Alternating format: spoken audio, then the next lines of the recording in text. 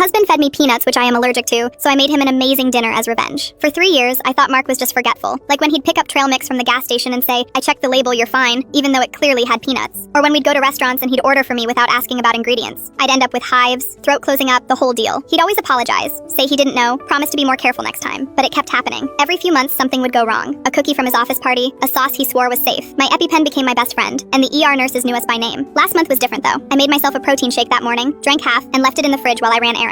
When I got home, I finished it without thinking. 20 minutes later, my tongue started swelling. I couldn't breathe right. Mark drove me to the hospital acting all panicked and worried. The doctor treated me like usual, but when Mark left the room to move the car, she closed the door and sat down next to my bed. Her face was serious. "This wasn't cross-contamination," she said quietly. "Someone mixed peanut butter directly into your drink, like, stirred it in. I can still see traces in your throat." My stomach dropped. "What do you mean, someone? It was just me and my husband home." She didn't say anything else, just squeezed my hand and left. But I knew exactly what she meant. I went home and acted normal. Thanked Mark for taking care of me, smiled when he brought me soup. But that night after he fell asleep, I started going through everything. His phone was locked, but his laptop wasn't. And that's when I found them. Emails, dozens of them. All to a woman named Jessica from his gym. The recent ones made me sick. "Just a few more months, babe. Once the policy pays out, we can finally be together for real." And her response? "I'm tired of waiting. Just make sure it looks natural." I sat there staring at the screen for an hour. My husband wasn't forgetful. He was trying to kill me. For insurance money. For some girl he met at Planet Fitness. I didn't cry. I didn't scream. I just started planning. I kept a journal of everything after that. Every time he offered me food, I wrote it down. Every time he seemed annoyed I was still alive, I noted it. I set up a tiny camera in the kitchen, hidden in the fruit bowl, and I waited. 2 weeks later, I caught him on video. Clear as day. Opening my protein powder, scooping in peanut butter, stirring it with a spoon, then washing the spoon and putting everything back perfectly. He even smiled while he did it. I copied everything. The emails, the videos, the texts, put them all on a flash drive and gave copies to my sister, my best friend, and my lawyer. Then I did something crazy. I invited his parents over for dinner. Told Mark it was to smooth things over because we'd been distant lately. He seemed nervous, but agreed. His mom Carol was the sweetest woman alive, and his dad Dan had always treated me like his own daughter. They had no idea their son was a monster. I spent all day cooking Mark's favorite meal. Homemade chili with cornbread, mac and cheese on the side, and apple pie for dessert. Everything from scratch. Everyone ate and talked and laughed like nothing was wrong. Mark kept looking at me weird, like he couldn't figure out what I was doing. After dessert, I stood up and poured myself water. My hands weren't even shaking. "Mark, I think you